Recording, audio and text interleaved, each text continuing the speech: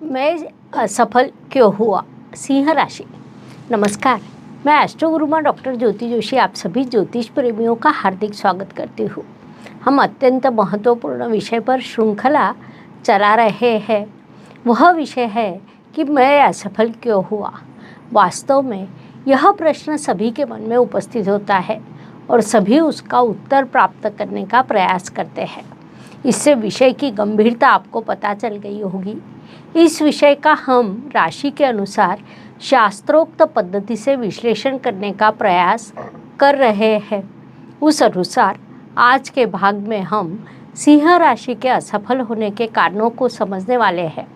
साथ ही मैं असफल क्यों हुआ, इस प्रश्न का उत्तर प्राप्त करते हुए सफल होने के लिए क्या करना चाहिए, इस प्रश्न का उत्तर अपने आप ही मिलता है, जो आपको भी मिलने वाला है।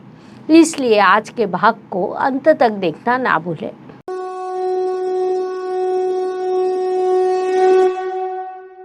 सिंह राशि की दृष्टि से विचार करें तो अत्यंत साहसी एवं बड़ी इच्छा शक्ति के लोगों की राशि को सिंह राशि कहा जा सकता है। ऐसा हम सिंह राशि का वर्णन कर सकते हैं। साथ ही सिंह राशि को राजा लोगों की राशि भी कहा जाता है। इन लोगों को अपमान कतई सहन नहीं होता। सिंह कुंडली के मंत्रिमंडल को जब हम देखते हैं तो रवि देव आपके मुख्यमंत्री होते हैं, क्योंकि वे आपके राशि स्वामी हैं और उन्होंने ही अन्य ग्रहों की जिम्मेदारी सौंपी है।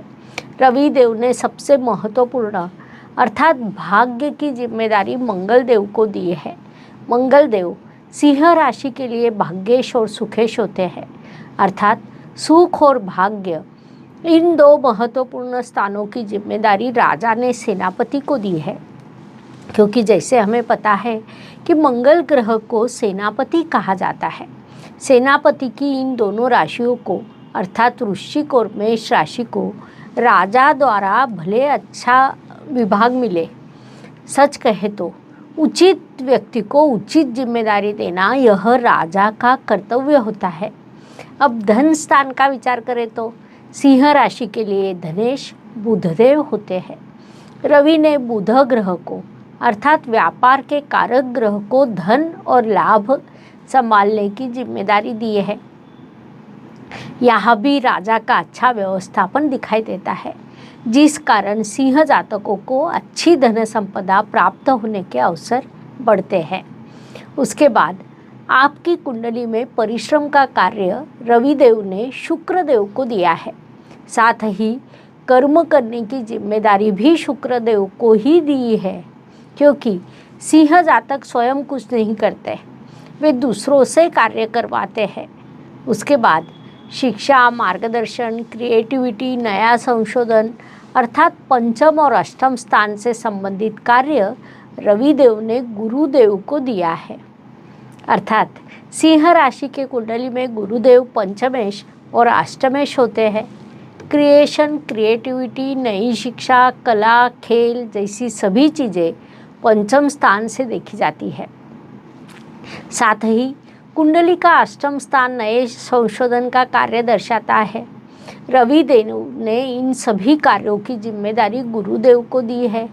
जैसे हमें पता है कि गुरु का अर्थ ज्ञान होता है, अर्थात रविदेव ने उचित ग्रह के पास यह जिम्मेदारी दी है।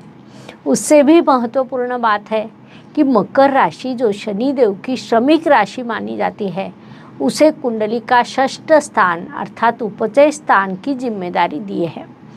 यहाँ परिश्रम करने के लिए परिश्रमी राशि आई है। उसके बाद सप्तम स्थान में शनिदेव की ही कुंभ राशि आई है, जो बुद्धिमान राशि मानी जाती है। अर्थात शनिदेव को उन्होंने षष्ठ और सप्तम इन दो स्थानों की जिम्मेदारी दी है। सबसे महत्वपूर्ण बात है कि रविदेव ने चंद्रमा पर व्यय स्थान की जिम्मेदारी सौंपी है, क्योंकि खर्च करना और घर संभालना यह चंद्रमा का विभाग आता है। कुल मिलाकर अन्य किसी भी कुंडली की तुलना में जब हम सिंह राशि की कुंडली देखते हैं तो उचित ग्रह के पास उचित विभाग दिया हुआ दिखाई देता है। इसीलिए आपके लिए सफलता के अवसर बढ़ते हैं। सिंह राशि के जातक मूल रूप से अत्यंत महत्वाकांक्षी होते हैं। अत्यंत कर्तृत्ववान होते हैं। वे सदैव प्रथम स्थान पर विराजमान रहना पसंद करते हैं, सदैव दूसरों के आगे रहना पसंद करते हैं। यही बात उनके सफलता का कारण भी बनती है, क्योंकि उन्हें सदैव परफेक्शन लगता है। हर चीज़ परफेक्ट होनी चाहिए, अपने मन के अनुसार होनी चाहिए, इसलिए वे जल्दबाजी कर जाते हैं और वहीं पर चूक होती है। यह अग्नि तत्व की स्थिर राशि है। रविदेव आपके राशि स्वामी है। जैसा हमें पता है कि रविदेव अन्य ग्रहों जैसे कभी वक्री नहीं होते, वे सदैव एक समान गति से भ्रमण करते हैं। उनकी गति ना कभी बढ़ती है और ना कभी कम होती है, वे कभी अस्त भी नहीं होते। तो ऐसे रविदेव आपके राशि स्वामी है, उस अनुसार ही आप लगातार कार्यरत रहते हैं, जिस कारण कभी कभी आप बड़े थक जाते हैं।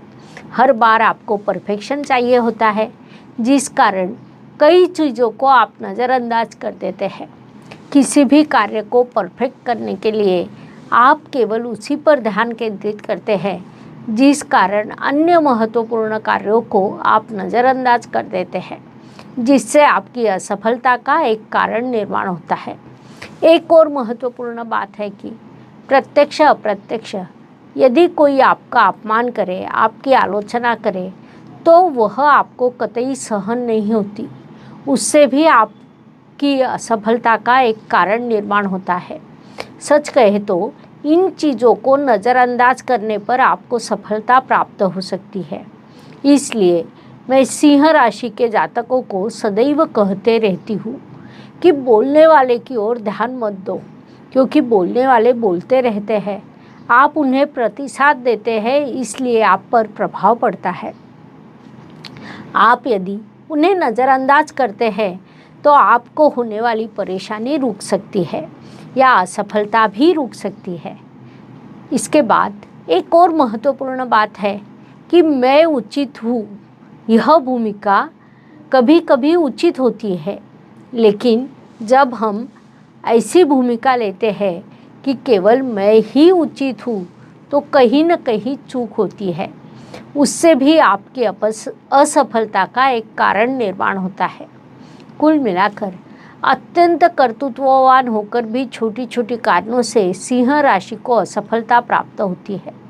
वास्तव में यही सिंह जातकों की प्रमुख विशेषता भी है। इस प्रकार हमने सिंह राशि के असफलताओं के कारणों को समझा, अर्थात सिंह जातक जीवन में किन किन कारणों से असफल होते हैं, उन कारणों को हमने समझ लिया। लेकिन इस पूरे अध्ययन का मूल उद्देश्य है कि सफलता प्राप्त करने के लिए क्या करना होगा, जीवन में सफलता कैसे प्राप्त करें। तो सिंह जातकों के स्वप्न अत्यंत बड़े होते हैं, जिस कारण कई बार सफल होने के बाद भी उन्हें ऐसा लगता है कि मैं असफल तो नहीं हुआ। इसे अधिक स्पष्ट करें तो दो व्यक्ति होते हैं। समान परिस्थिति में एक व्यक्ति 10,000 रुपये लाभ कमाने का निर्धार करता है, तो दूसरा व्यक्ति 1,00,000 रुपये कमाने का निर्धार करता है। उस अनुसार पहले व्यक्ति को 10,000 रुपये मिलते हैं और दूसरे व्यक्ति को 50,000 रुपये मिलते हैं। अर्थात समान परिस्थिति होने के बाद भी दूसरे व्यक्ति को 5 गुना अधिक लाभ मिलता है। इसके बाद भी वह संतुष्ट नहीं होता, वह स्वयं को सफल नहीं मानता, इसलिए स्वप्न बड़े अवश्य देखो, लेकिन उस कारण मानसिक रूप से परेशान निर्माण होने की संभावना भी रहती है। अपना आत्मविश्वास विचलित होता है, इसका ध्यान सिंह राशि के जातकों ने रखना चाहिए।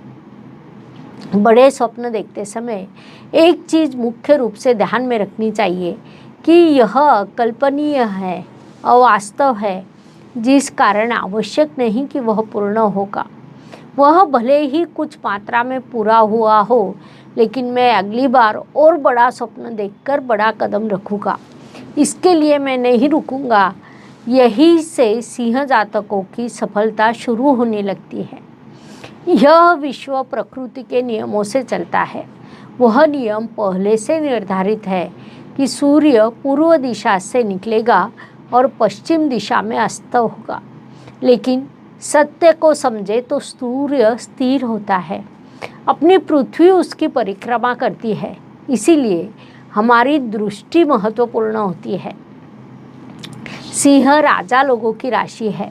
आप जितनी बड़ी दृष्टि रखेंगे आपकी सफलता उतनी बड़ी होगी और असफलता को पीछे छोड़ आप सफलता के मार्ग पर आगे बढ़ते रहेंगे। इस बात को सिंह राशि के जातकों ने मुख्य रूप से ध्यान में लेना चाहिए। तो मैं असफल क्यों हुआ, मुझे सफल होने के लिए क्या करना चाहिए, यह सिंह राशि की दृष्टि से समझने के लिए इतनी जानकारी पर्याप्त है। आज हम यही रुकते हैं। अगले भाग में हम अगले राशि का विश्लेषण करेंगे। यह जानकारी आपको अच्छी लगी हो तो उसे लाइक एवं शेयर करना ना भूलें ताकि दूसरों तक पहुंच सके। धन्यवाद। शुभम भवतु। जय ज्योतिष। ज्योतिष का अध्ययन तथा शास्त्र की शास्त्रीय तरीके से पढ़ाई करने के लिए मेरी 2 किताबें प्रकाशित हो चुकी है, उनका अवश्य लाभ लीजिए। Please like, share and subscribe the channel और हाँ, बेल आइकॉन दबाना ना भूलें। धन्यवाद।